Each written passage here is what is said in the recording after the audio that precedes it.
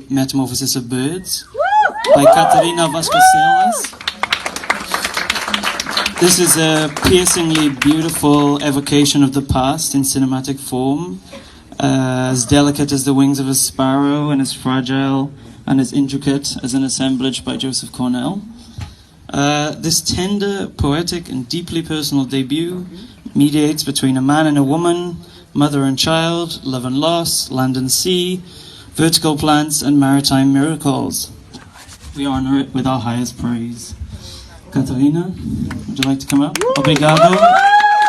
Parabéns.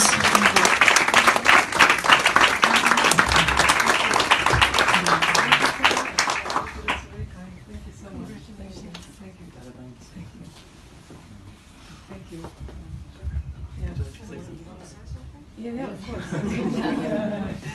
Thank you so much. This is so kind of yours. Sorry, I'm a bit moved with it. I just showed the film today, the premiere was today, so I'm extremely honored with this. It's really a blessing. I was already so happy to be here at the Berlinale. I have to say thank you so much for my wonderful and amazing team, my amazing producers, because without them we wouldn't be here. And thank you so much to all of you. It's a big honor. Thank you.